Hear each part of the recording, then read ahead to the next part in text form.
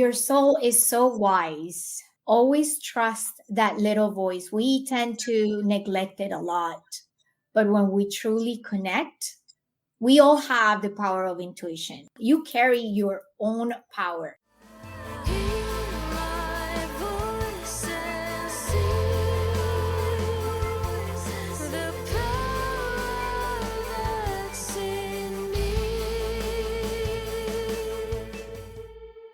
Voices of the Goddess.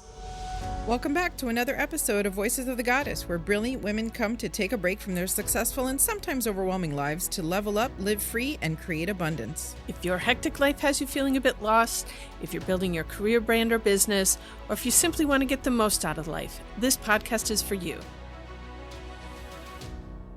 I'm your host, Julieta Wenzel, founder of Body and Soul PT and Soul Candy. And I'm your co-host, Graciela Laurent, professional portrait photographer specializing in boudoir and personal branding. Whether you're relaxing with a cup of coffee or running around town, we've got you. Whatever you're doing, thanks for bringing us along and sharing a laugh. Here comes the magic. Hello, hello. Greetings. Greetings and salutations. There you are.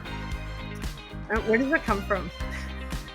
I feel like it's maybe alien movies from the 1950s. I don't know.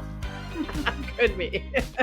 Well, like what would Martians say when they got here? I don't know. Something with the advent of TV. I don't know. You know what I miss watching though? I got to tell you, I don't know what you did when you were young and you were sick home from school, but I would watch I Love Lucy. I love Lucy. Like it was such a great show, you know, that and like Bewitched, you know, Bewitched and I Dream of Jeannie. You know, those were my shows. Yeah. And Tracks. Addams Family and the Munsters. Mm-hmm. Younger Gilligan's Island and the Brady Bunch. I love them. Yeah. But you want to know funny, like true story? Like I never really liked cartoons. Interesting. Like Saturday morning, the show that I was looking forward to was Land of the Lost. I don't even know what that is. Because you're too much younger than me. But it was the Slee Stacks and Chewbacca. And, you know, it was this father took his kids rafting and they like rafted through this portal and ended up in another time when dinosaurs still existed. And oh, wow. But it was not cartoon. It was like actors and people in costumes. We watched a ton of cartoons. Like I mean, to tell you that we have a DVD player somewhere in the house and I'm going to have my son connect it to our main television. I hope there's some sort of port, I don't know, for these things to connect. I don't even know how that technology works anymore because my kids are 14, but I have all the DVDs that we purchased when they were 1, 2, 3, 4 years old. And if I tell you that we have like 50 Disney movies and 90% of them make me cry. So I'm like, I want to go through them and just watch them all one more time. They're all animated, you know, just for old time's sake. And then I'll be able to Marie Kondo them out of our lives. But it's gonna hurt a little bit, not gonna lie, because I love those cartoons. You know? Yeah, I've watched a few Disney movies and it's not really my thing. No, well, they most of them start with a pretty brutal opening, and then you know, like you can't overanalyze it. You have to just take it for what it is, and you know, enjoy it. Well, and like I read these commentaries about you know, when you look at these stories, like how truly horrific. Oh yeah, like, these are for children, and they're just, you know, like they're all just horror stories. Yeah. Well, even for adults, like I think that's it, is that the movies are made for both, you know, so that because there's always a little something hidden that only an adult would get, or you know, things like that, because you got to sit through the movie, right? So they want you to go and take your kid or whatever. So it's a little bit of both, you know. But anyway, I don't know. I love them anyway. So, but yeah, all good. Yeah, I'm not even a Disney person either. Like everyone's like, let's go to Disney, and I'm like, let's not and say we did. I mean, I don't like all the walking around, but I love, you know what I love? I love the concept of Disney. Like, I love how when you go to Disney, they don't tell you no. They tell you no through a yes, right? So what time do you close? We're open until 8 p.m., right?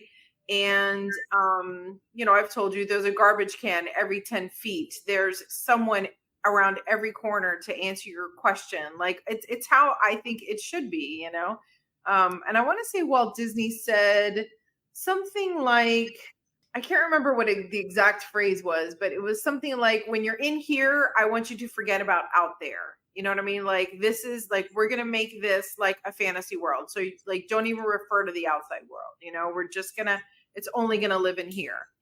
I love that. Like, give me a place to escape. I love it. I'll take it. So the one escape that can get me back to Disney is the Avatar riding the Banshees. Have you done this? I have not. No. I don't think I've been to Disney since my kids were a year. Like, maybe it's been, I don't know, 12 years.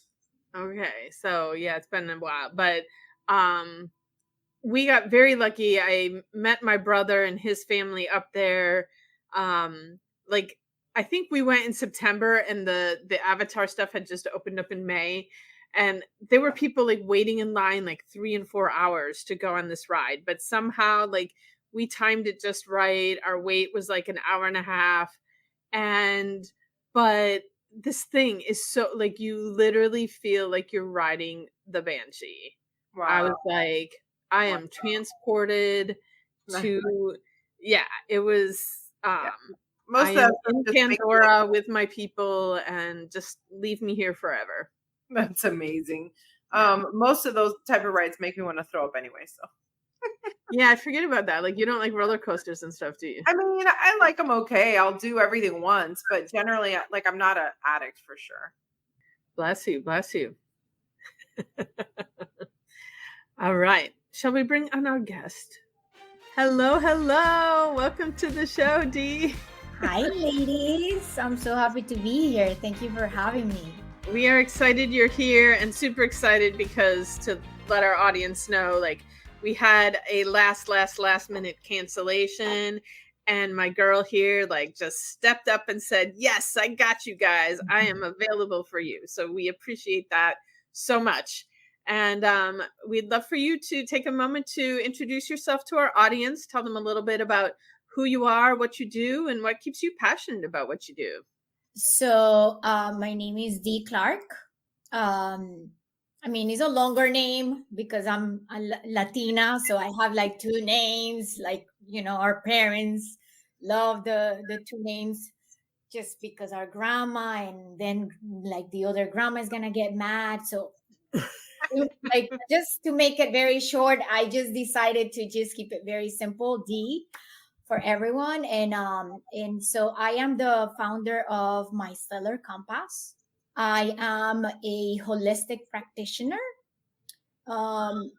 Don't like to call myself a coach or a mentor or a guru. I am a facilitator. I am here to help people remember, because our souls already carry the knowledge. All of us have the knowledge. All of us are on this journey with everything that we need. We just decided to forget, because otherwise it would defeat the purpose, right?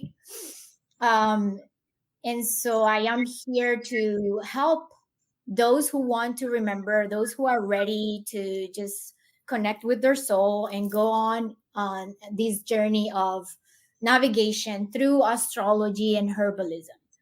I didn't start all there, and that's where Julieta and I met. I was actually a speech language pathologist for many years, 20-something years to be more exact.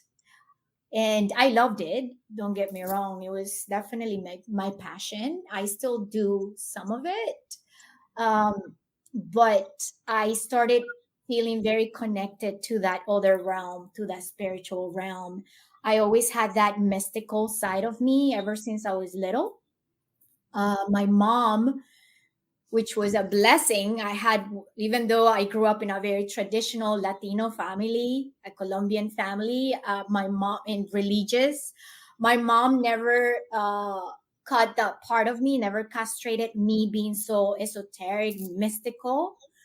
She actually promoted it more. She would give me like the deck of cards. She had like friends that were astrologers. So they made like these little cute astrology booklet for me when I was only 7. And so I would just entertain but like all my parents' friends when they would come to the house. And that's why I also call myself a storyteller, because I would just like people would just come and I would just perform either a story or just show them the little booklet with.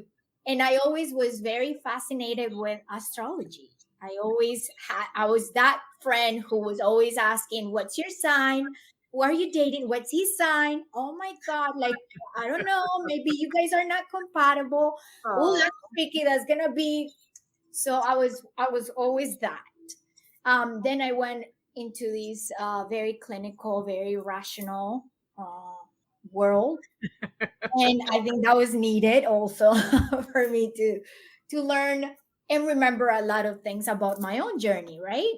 And so yeah, so I was that clinical therapist. I loved it, but within that space, I started facilitating a lot of those things, guiding, helping people remember why this happened to you. This is not punishment. This is not something bad. This is actually a blessing. Where is the blessing? Where can we find the blessing in a brain injury or a stroke? How can we find the potential here for your gift? Because there's definitely before and after, and coming into a different life now. So how are you, what does your soul want you to remember to take over that journey? So that's how I basically started becoming more and more and more, little by little, that holistic practitioner. And then I started feeling not so connected with the clinical field anymore, and it started bothering me because I actually fought it. It was not easy. It was not an easy journey. I felt kind of like a failure for a while. I questioned myself. I pushed myself to keep doing that clinical side, and I was still negating a lot of like that holistic component. And just with an entire set of events with my own personal life, I got really sick. I went into this dark night of the soul, and that really pulled me through and showed me. And then I met beautiful mentors that really led me through it and showed me and helped me remember my my new journey, my new chapter, and that it was okay. Like this was a clinical therapist, and that's great, and that was beautiful gift, and I helped a lot of people. But with this new one, I can still be offering my gift. It doesn't mean that a side of you just died. It's just as a transition. And so that's where I'm at. And that's how my stellar compass was born. I basically studied herbalism. I went on into getting very serious about astrology. So I also got myself a couple of good mentors. I'm very conventional when it comes to astrology. So I went with the old guys because I love their wisdom. I wanted my mentors to be like those old souls that really had been doing it and carried these tool for years. So yeah, so and then I decided, it is a beautiful combination because plants are all also like us, connected to the planets, connected to the cosmos.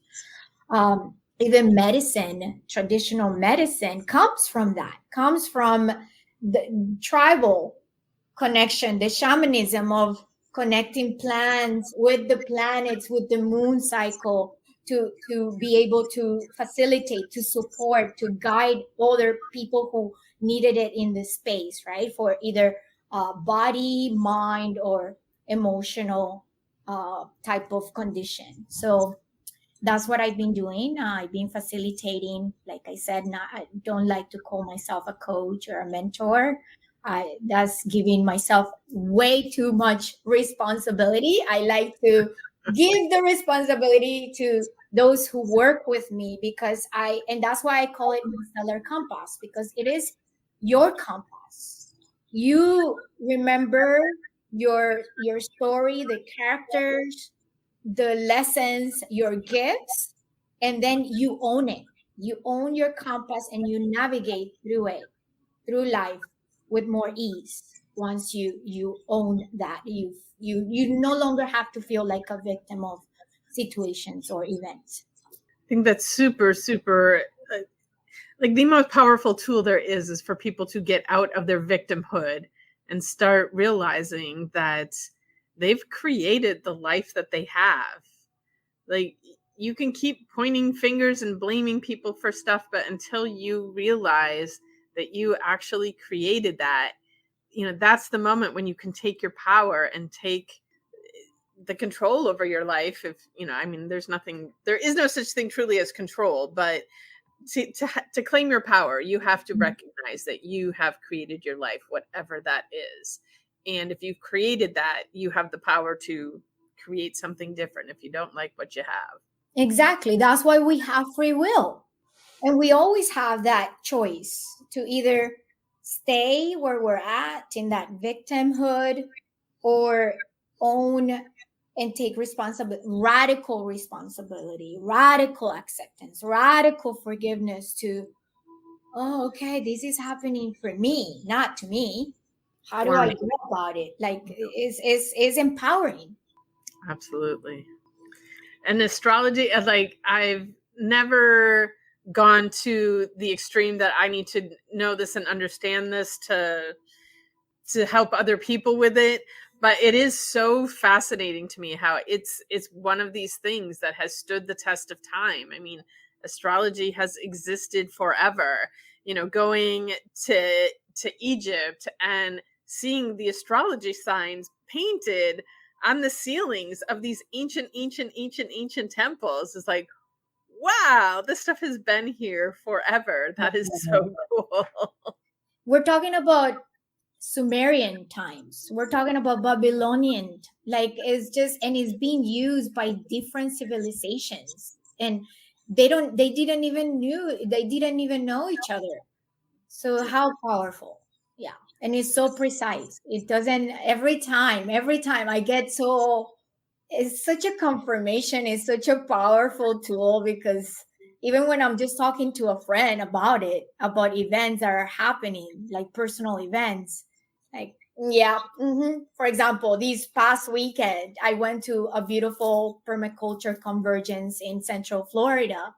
Because like I said, I'm a herbalist, and so I'm right now really into getting my hands on and planting my own plants and food and everything. So, and I was excited about the weekend. I was like, okay, it's gonna be great connection, people, like-minded people. But something was pulling me, and I like to not be such a control freak, because I have morning Scorpio, and Scorpio can be very controlling. So I like to keep that astrology tool as a beautiful tool that is there available, but not to be constantly thinking or doing everything on my day based on the transits, right? It's more of a navigation and self-discovery and accepting and my gifts type of tool. But I was feeling really off. And then I was just talking to a friend and realized, oh, of course, the moon is in Scorpio. Great. So I got a couple of crazy news there that touch my emotional field. And of course, my moon is my emotions. Your moon is how you feel. So even though I was in the most beautiful space, there were parts of me that were working with the contrast. And that's also beautiful, because then you have the awareness of what contrast is, and that life is not going to be rainbows and fairy tales and butterflies. And it's okay. It's okay to feel like, oh, then sometimes it's okay to feel emotional, but how do you navigate that? That's the key. Yeah, it is a powerful navigation tool. I was trying to explain that to people, like, to go have an astrology reading isn't, like, they think that it's like going to a psychic, a fortune teller, to like see your future. And I said, it's really more to give you tools to help you navigate, the upcoming time more easily, to be able to see the potentiality of what's coming forward, so that you can make different choices and navigate through it, um however you choose to navigate through it.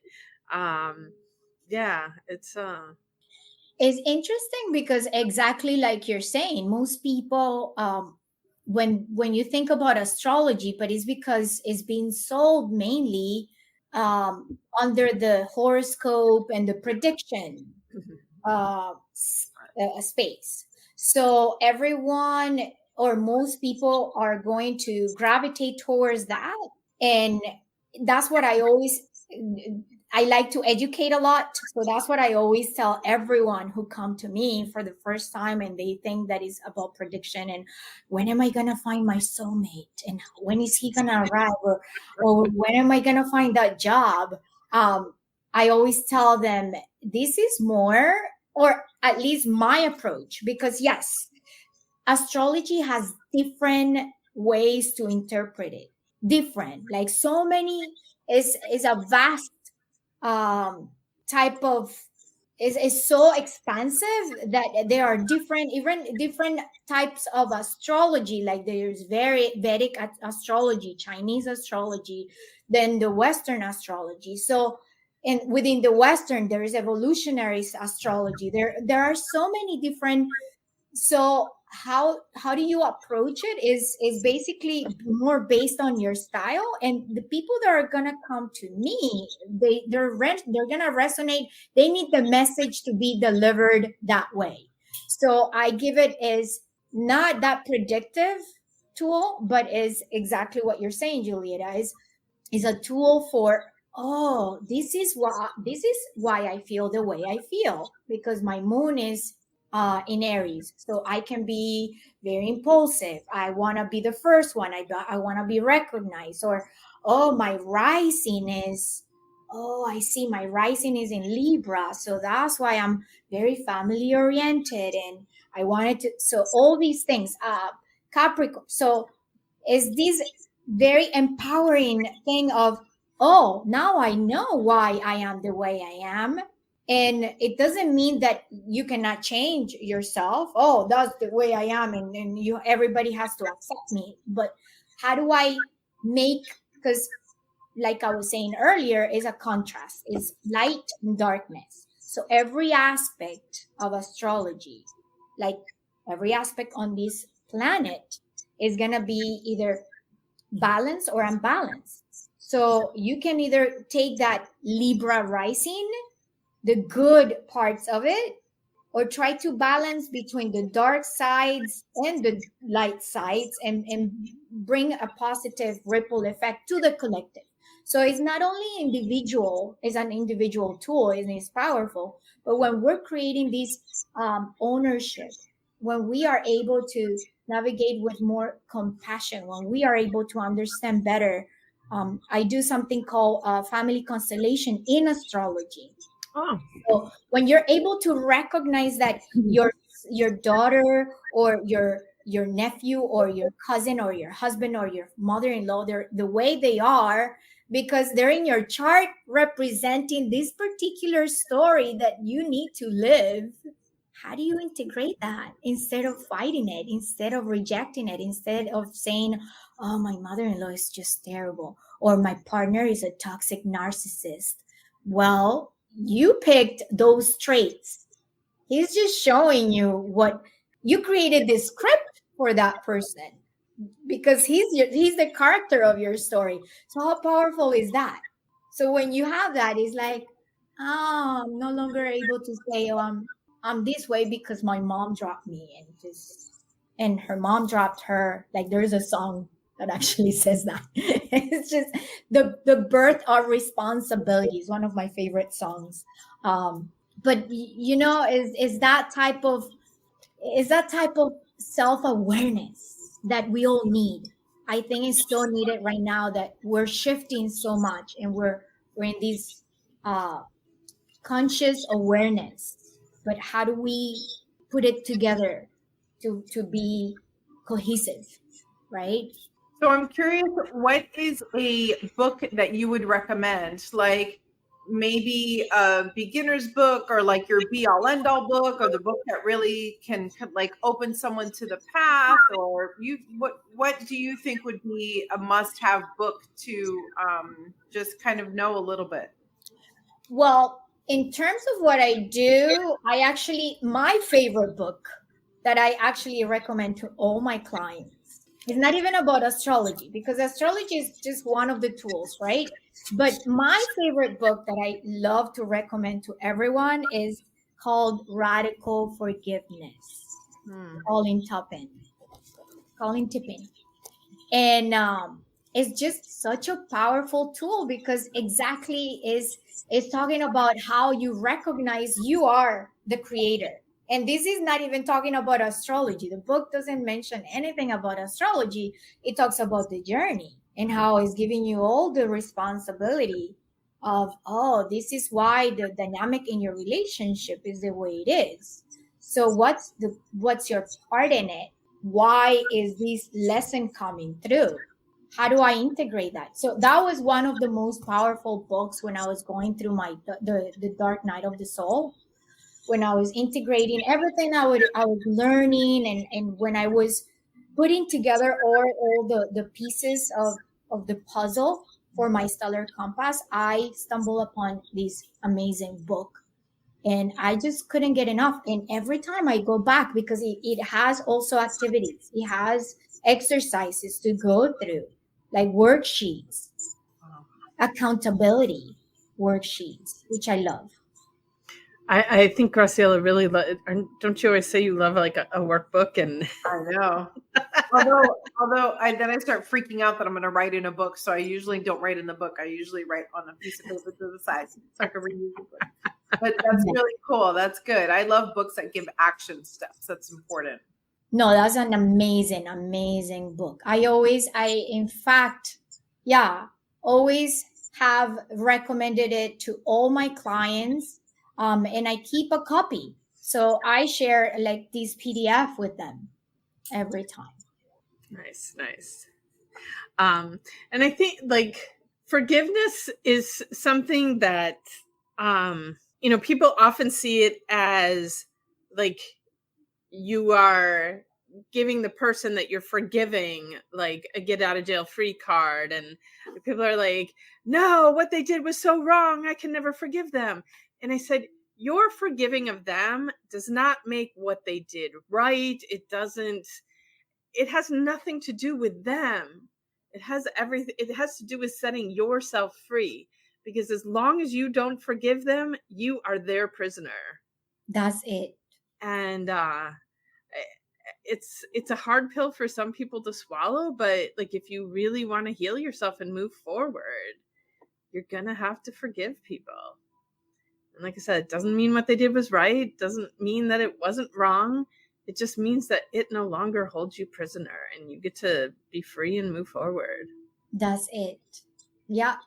And is you're either you're slave of the person who did it, you're slave of the story, and you keep repeating that story all over. You keep recreating it in your mind when you are in that space. And that basically keeps you stuck and sick, right? And sick. I mean, you mentioned you're an herbalist, so I imagine that when people come to you and they are storing all of this in their body, that you help move all that through them, right? Not just with the astrology, with the herbalism too. Right. And with the herbalism combined with the astrology is very interesting, because they come with this condition, and when we look at the chart, it's right there, and is just reflecting something about one particular story, one particular aspect. We have 12 houses. They all reflect the different areas of our life. Is the wheel of life. pretty much. So when they come with a condition, chances are if there is an imbalance in one of the energies that have to do with either a feminine story or a masculine story, anything emotional that is being stored and is going to be just concentrated in the organ that is going to speak loud because that's how that person decided that that's the communication channel. It's very interesting with herbalism. So and all the plants have a correspondence with the planets. So when there's a person that comes with the, let's say, depression or anxieties, is very mental, right? So you look at where the air energy is there, like Gemini, Aquarius, Libra. What's happening? What house is those areas? And yeah, is that component, that prominent placement of that air that is keeping that person slave of a particular condition, medical condition. So what the plant is going to do is not necessarily, I don't see the plant is curing, but is allowing space for the body, because we have a powerful vessel. This is our avatar. We chose it for a particular reason. So this avatar has all the capabilities to heal itself. So we are just holding space, and the plant is coming through to hold space and connect to source, connect with that planet. So it's a beautiful connection. It's a beautiful and powerful connection. So interesting. It is fascinating. It never fails. Yeah. Never. So I always, both of us coming from the Western medical model, and then, like I've done a lot more in the acupuncture, Chinese medicine realm, and so many of our conditions, like if you try and explain it in Western medicine, there is like no way to explain it. But when you step out into it all makes perfect sense. And, but I'd never thought so much about looking at from an astrology standpoint. So yeah, it's crazy. For example, I'm always cold, always that type of person who doesn't like the AC. And you live in Florida, how crazy are you? Like summertime and you don't keep your AC on. But I'm always cold because I have Saturn. Saturn is in my first house, and Saturn is cold, is a really cold planet, and is very restrictive and constrictive. And so I have to balance that with things. And I'm a Sag, like you, Julieta, so fire. So I do have a lot of fire in me, but there is a component that is somehow blocking. And my rising is also in a fire element in Leo. So, but I have that Saturn in that Leo space. So I have to compensate with my herbs, with my blends, with the plant, the plant that is connected to the sun, that's going to bring more vitality. So that's how I keep myself connected to the energy of fire without having to go so much fire that I can be volatile, right? I can be out of hand, which is possible. So keeping it with something that is connected to the sun, that is very soothing and feminine energy, like cinnamon. And that's the correspondence. Cinnamon is connected to the sun, and it gives vitality, is ruled by the sun. So a herb, like I like to keep my my blends. I like to add in my hot cocoa, my hot chocolate, cinnamon, cloves, those elements that are gonna keep the warmth and bring vitality. So it's just to give you an example. Very cool. Very cool. I'm like, I think I'm going to do a consultation with you just because this is so fascinating.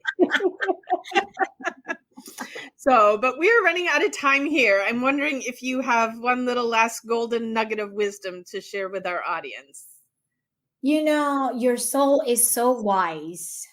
I always tell everyone to always trust that little voice. We tend to neglect it a lot, but when we truly connect, we all have the power of intuition. It's not given to some. We all have the power. That's what I always tell everyone. You carry your own power, and so the moment you own it, that's it. You're the owner of your universe. So that's my piece of wisdom. Just trust within always. Yes. Beautiful. Thank you so much. Thank you for coming on and sharing so much of yourself with us. We appreciate you. Thank you for having me. This is a beautiful space. I love being here. Thank you for joining us, and thank you to our listeners for tuning in. And if you'd like to get in touch with any of us, check the show notes and you will find our details there. Have a magical day, everyone. Thanks for joining us today and keeping us in the top 10% of podcasts in the world. Ask us how you can promote your business on this podcast as a sponsor, and make sure you check out the show notes for details on how to get in touch with Julieta, Graciela, or today's special guest. We're sending you lots of love and gratitude. Have a magical day.